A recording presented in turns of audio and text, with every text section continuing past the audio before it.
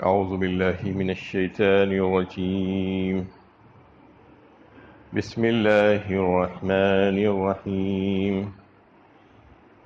ولا تمش في الأرض مرحا إنك لن تخرق الأرض ولن تبلغ الجبال طولا. اور زمین میں اکڑ کر نہ چلو، تم نہ زمین کو پھاڑ سکتے ہو اور نہ پہاڑوں کی بلندی کو پہنچ سکتے ہو. یہ سورہ بنی اسرائیل کی 37 نمبر کی آیت ہے. اس سے گزشتہ آیتوں میں سے بھی مسلمانوں کو ہدایتیں دی جا رہی ہیں ایک صالح اسلامی معاشرے کی تشکیل کے سلسلے میں. اس میں ایک مسلمان کی چال ڈھال کیسی ہونی چاہیے اس کو بھی بتایا گیا ہے کہ زمین پر اترا کر اکڑ کر مت چلو. یہ انتہائی احمقانہ اور جاہلانہ حرکت ہے. اس سے فخر و غرور کا اظہار ہوتا ہے. تم زمین پر اکڑ کر چل کر کیا یہ سمجھتے ہو کہ زمین کو پھاڑ دو گے؟ یہ تمہارے بس کی بات نہیں ہے. یا یہ سمجھتے ہو کہ پہاڑوں کی بلندیوں تک پہنچ جاؤ گے؟ یہ بھی تم نہیں کر سکتے. اللہ تعالیٰ کے بنائے ہوئے پہاڑ بہت اونچے ہیں. گھمنڈی بن کر تکبر کی چال مت چلو. تم اتنا بلبوتا بھی نہیں رکھتے کہ تم زمین پر پاؤں مار کر اس کو پھاڑ دو یا پہاڑوں تک پہنچ جاؤ. اس لیے انکساری اور تواضع کا رویہ اختیار کیا جائے. اس میں فخر و غرور کرنے سے منع کیا گیا ہے، تکبر کرنے سے منع کیا گیا ہے، اور چال ڈھال میں انکساری اور تواضع کرنے کے لیے کہا گیا ہے. تکبر کسے کہتے ہیں؟ تکبر اسے کہتے ہیں کہ کوئی اپنے آپ کو بہت ہی اعلیٰ و افضل اور بہترین سمجھے اور دوسرے لوگوں کو حقیر اور کمتر اور ذلیل سمجھے. حق کے سامنے آ جانے کے باوجود بھی حق کو قبول نہ کرے اور اپنے غلط اور باطل طرز عمل اور جو ذہن میں بیٹھی ہوئی باتیں ہیں اس کو صحیح سمجھ کر اس پر ہی قائم رہے، اور خاص کر اللہ اور اس کے رسول کے احکامات کے سامنے اپنی مرضی چلانے کی کوشش کرے، اپنے آپ کو بڑا بتانے کی کوشش کرے. یہ سب سے بڑا تکبر ہے. اس سے بچنے کے لیے کہا گیا، اس سے منع کیا گیا ہے، اس کی سخت مذمت کی گئی ہے. کئی ایک احادیث میں اس آیت کی تائید ہوتی ہے. ایک حدیث قدسی ہے جس کے حضرت ابو ہریرہ رضی اللہ تعالیٰ عنہ روایت کرتے ہیں. فرمایا رسول اللہ صلی اللہ علیہ وسلم نے کہ اللہ تعالیٰ نے فرمایا کہ کبر اور بڑائی میری چادر ہے اور عظمت میری ازار ہے. جو کوئی اسے مجھ سے چھیننے کی کوشش کرے گا میں اسے جہنم میں داخل کروں گا. یہ اللہ تعالیٰ کی خصوصی صفت ہے، کبر اور بڑائی. یہ کوئی انسان کبر اور بڑائی نہیں کر سکتا. اگر کوئی کر رہا ہے تو سمجھنا چاہیے کہ وہ اللہ تعالیٰ کے ساتھ اپنے آپ کو شریک کر رہا ہے، اور اللہ کے ساتھ اپنے آپ کو شریک کرنے والا کسی اور کو شریک کرنے والا سوائے جہنم کے اور کوئی جگہ نہیں جا سکتا. ایک اور حدیث حضرت عبداللہ ابن مسعود رضی اللہ تعالیٰ عنہ نے اس کو روایت کیا ہے کہ کسی کے دل میں ذرا سا بھی تکبر ہوگا تو وہ جہنم میں جائے گا. فرمایا رسول اللہ صلی اللہ علیہ وسلم نے، یعنی ذرا بھی تکبر ہوگا تو اس کو جہنم میں جانا پڑے گا. اور تکبر کرنے والوں کا حال رسول اللہ صلی اللہ علیہ وسلم نے ایک حدیث میں بیان فرمایا کہ ان کو بروز قیامت چھوٹی چونٹیوں کی طرح اٹھا کر کھڑا کیا جائے گا، اور انسانی شکل میں چونٹیوں کے برابر ہوں گے، اور طرف سے ان کے طرف ذلت و خواری برس رہی ہوگی، اور ان کو ذلیل و رسوا کرنے والا عذاب دیا جائے گا. اور جہنم میں جہنمیوں کے خون اور ان کے پیپ سے ان کو پلایا جائے گا. یہ ان کی تواضع ہوگی جو تکبر کرتے ہیں دنیا میں، ان کا حال یہ ہوگا بیان فرمایا۔ حضرت عمر فاروق رضی اللہ تعالیٰ عنہ منبر پر خطبہ دیتے ہوئے فرمایا کہ میں نے رسول اللہ صلی اللہ علیہ وسلم سے کہتے ہوئے سنا کہ جو کوئی اپنی زندگی میں تواضع اختیار کرے گا تو اللہ تعالیٰ اس کو سربلندی عطا فرمائیں گے۔ جو تواضع اختیار کرے گا، انکساری سے زندگی گزارے گا تو اللہ تعالیٰ اس کو سربلندی عطا فرمائیں گے۔ وہ اپنے خود کی نظروں میں چھوٹا ہوگا لیکن لوگوں کی نظروں میں وہ بہت بڑا بنا دیا جائے گا۔ اور اس کے برخلاف جو کوئی تکبر کرے گا اور اپنے آپ کو بہت بڑا سمجھے گا اپنی نظروں میں تو اللہ تعالیٰ اس کو ایسا ذلیل و خوار کر دیں گے کہ کتے اور خنزیر سے بھی زیادہ، یعنی اتنا ذلیل کر دیں گے جو اپنے آپ کو بڑا سمجھے گا اور تکبر کرے گا تو اپنی نظروں میں تو بڑا ہوگا وہ، لیکن لوگوں کی نظروں میں کتے اور خنزیر کی طرح ہو جائے گا۔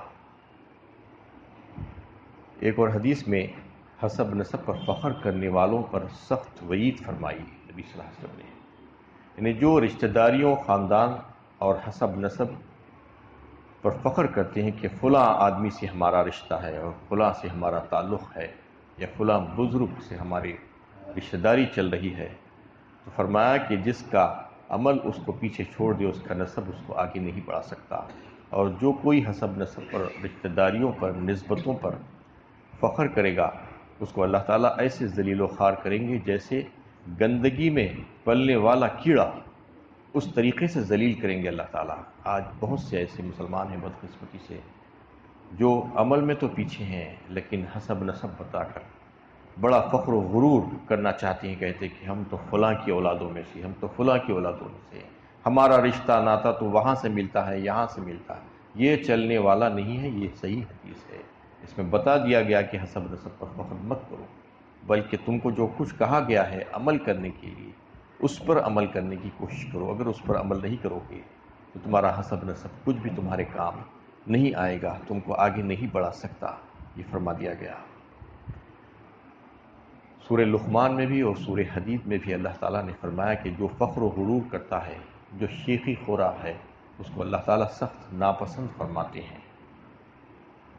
وَلَا تَفْرَحُوا بِمَا آتَاكُمْ وَاللَّهُ لَا يُحِبُّ كُلَّ مُخْتَالٍ فَخُورٍ فرمایا سورہ حدید 27 نمبر میں۔ مت اتراؤ جو کچھ تم کو عطا کیا گیا ہے اس پر، اور اللہ تعالیٰ سخت ناپسند فرماتے ہیں اس کو جو اتراتا ہے اور جو فخر و غرور کرتا ہے، تکبر کرتا ہے۔ اترانا کسے کہتے ہیں؟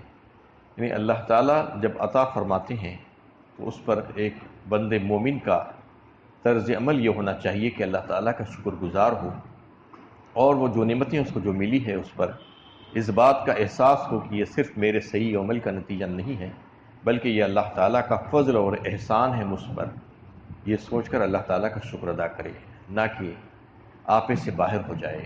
آپے سے باہر ہو جانے والے کو اترانا کہتے ہیں۔ تفرحو جو کہہ کر منع کیا گیا، ولا تفرحو ان اللہ لا یحب کل مختال فخور، اور شیخیاں بگاڑتے ہیں کہ ہم نے ایسے کر لیا، ہم نے ویسا کر لیا، اس سے سخت منع کیا گیا ہے، اس کو سخت ناپسند فرماتے ہیں اللہ تعالیٰ۔ تو اس آیت میں انہی لوگوں کے تعلق سے کہا گیا کہ ایسے کام مت کرو جو اللہ تعالیٰ کو ناپسند ہے، اکڑ کر مت چلو، چال تمہاری تواضع اور انکساری کی ہونی چاہیے۔ رسول اللہ صلی اللہ علیہ وسلم جس طریقے سے چلتے تھے، یعنی سیدھے رہتے تھے لیکن اکڑ کر اور تن کر نہیں چلتے تھے، تھوڑا سا سامنے جھکے ہوئے، اور خدمین مبارک زمین پر مضبوطی کے ساتھ جمع کر آپ صلی اللہ علیہ وسلم چلا کرتے تھے، ایسے اس طریقے سے جیسے ڈھلان سے نیچے اتر رہے ہیں، اوپر سے نیچے کی طرف آ رہے ہیں۔ کل ذلک کان سیئہ عند ربک مکروہا، ان تمام چیزوں کی برائی تمہارے رب کے نزدیک سخت ناپسندیدہ ہے۔ اب یہ احکامات جو بیان ہوئے ہیں پچھلے 2 رکوعوں سے، اس کے تعلق سے فرمایا جا رہا ہے کہ جو باتیں جن سے منع کیا گیا ہے اس سے رک جاؤ، کیونکہ یہ اللہ تعالیٰ کے نزدیک انتہائی ناپسندیدہ کام ہے جس سے تمہیں منع کیا گیا ہے۔ اب اس میں کچھ احکامات اور اوامر بھی دیے گئے تھے، جیسا کہ والدین کی خدمت کرنا، ان کی اطاعت کرنا، رشتہ داروں کے ساتھ جو ہے ان کے حقوق ادا کرنا، عہد کو پورا کرنا، تو اس کا مطلب یہ ہے کہ اس کی ضد کرنے سے بچو، والدین کو ایذا پہنچانے سے بچو، ان کو تکلیف پہنچانے سے بچو، اور رشتہ داروں اور اقربا کے حق تلفی سے اور ان کے ساتھ خطا رمی کرنے سے بچو، اپنے آپ کو بچاؤ، عہد و معاہدوں کو توڑنے سے اپنے آپ کو بچاؤ۔ اس کا مطلب یہ ہے یہ تمام کام جس سے منع کیا گیا ہے، یہ سب کاموں سے اپنے آپ کو بچا لو، کیونکہ یہ اللہ تعالیٰ کے نزدیک سخت مکروہ اور ناپسندیدہ ہے۔ یہ جتنے بھی احکامات پچھلے 2 رکوع میں دیے گئے ہیں، اس کے تعلق سے حضرت عبداللہ ابن عباس رضی اللہ تعالیٰ عنہ فرماتی ہیں کہ یہ توریت کے احکامات ہیں، جس کو اللہ تعالیٰ نے اس سورت بنی اسرائیل میں نازل فرمایا۔ یہ پورے توریت کے احکامات ہیں جس کو اللہ تعالیٰ اس سورت میں نازل فرما دیے گئے ہیں۔ کل ذالک کان سیئہ عند ربک مکروہا کہہ کر، اور اس سے پہلے 2 رکوع پہلے جو بات آئی تھی، ومن اراد الآخرۃ وسعى لها سعیها وهو مؤمن فاولئک کان سعیهم مشکورا کہہ کر اس کے بعد سے پھر یہ احکامات شروع ہوئے تھے۔ اس کا مطلب یہ تھا کہ جو آخرت کا ارادہ کرتا ہے، مطلب یہ ہے کہ آخرت کی فکر ذہن میں رکھ کر، پیش نظر رکھ کر اپنی زندگی، دنیاوی زندگی گزارتا ہے، اور اس کے لیے جیسی کوشش کرنی چاہیے ویسی کوشش کرتا ہے، وہی صحیح و عمل کی تشریح ان 2 رکوعوں میں آئی ہے کہ وہ صحیح عمل اللہ تعالیٰ کے نزدیک کون سا مقبول ہے، وہ بتایا گیا ہے کہ یہ کام تم کرو، یہ تمہارے لیے اچھا ہے اور اللہ تعالیٰ اس کو پسند فرماتے ہیں، اور اللہ کی بارگاہ میں یہ مقبول عمل ہے۔ اللہ تعالیٰ کی بارگاہ میں مقبول عمل، جو پسندیدہ عمل ہوگا، جو نبی صلی اللہ علیہ وسلم کے طریقوں پر کیا گیا ہوگا، وہی مقبول ہوگا۔ جو اس سے ہٹ کر اپنی پسند سے اور اپنی مرضی سے کیا ہوا عمل، وہ مقبول نہیں ہو سکتا۔ اس لیے عمل صالح کی ترغیب دی گئی ہے ہر مقام پر۔ عمل صالح وہی ہے کہ اللہ تعالیٰ کے حکم پر اللہ کی رضا جوئی کے لیے، خالصتاً اللہ ہی کے لیے، کسی اور کو دکھانے کے لیے نہیں، اور عین سنت کے مطابق جو عمل ہوگا وہ عمل صالح کہلائے گا، اور اسی کو اللہ تعالیٰ قبول فرمائیں گے اور اس کا اجر عطا فرمائیں گے۔ تو اس صحیح اور عمل کی جو بندے نے کوشش کی، جو ارادہ کیا، ومن اراد الآخرۃ وسعى لها سعیہ وهو مومن، اور وہ مومن ہے، فاولئک کان سعیہم مشکورا فرمایا، یقیناً ایسے لوگوں کی صحیح اور عمل اور محنتوں کو اللہ تعالیٰ رائگاں نہیں کریں گے، بلکہ اس کی قدردانی کی جائے گی، اس کی ہمت افزائی کی جائے گی، بشرطے کہ یہ احکامات ان کو جو دیے گئے ہیں اسی کے مطابق عمل کریں، کیونکہ انسان کو نہیں معلوم کہ کون سا عمل اچھا ہے اس کے لیے اور کون سا عمل خراب ہے۔ اللہ تعالیٰ کس چیز کو پسند فرماتے ہیں، کس چیز کو ناپسند فرماتے ہیں، اللہ تعالیٰ نے خود اس میں وہ پوری باتیں بتا دی کہ ایک مسلمان کو کیسا ہونا چاہیے، ایک بہترین اسلامی معاشرے کی تشکیل کے سلسلے میں ایک مسلمان کا عمل اور اس کا طرز کیا ہونا چاہیے، اس کے تعلق سے بڑی تفصیل کے ساتھ 2 رکوع میں جو باتیں آئی ہیں اسی کو اختیار کرنا چاہیے۔ جو کوئی آخرت کی فکر کرتا ہے اور یہ چاہتا ہے کہ آخرت میں اس کی کامیابی ہو اور اللہ تعالیٰ کے پاس اور سارے لوگوں کے سامنے اس کی رسوائی نہ ہو، تو پھر چاہیے کہ یہ تمام احکامات اس کو جو دیے گئے ہیں تقریباً 15 آیتوں میں، ان تمام احکامات پر حتی الامکان اپنی طاقت اور استطاعت کے مطابق جو ہے کوشش کرے کہ اس پر عمل ہو۔ ذَلِكَ مِمَّا أَوْحَى إِلَيْكَ رَبُّكَ مِنَ الْحِكْمَةِ وَلَا تَجْعَلْ مَعَ اللَّهِ إِلَٰهًا آخَرَ فَتُلْقَىٰ فِي جَهَنَّمَ مَلُومًا مَدْحُورًا۔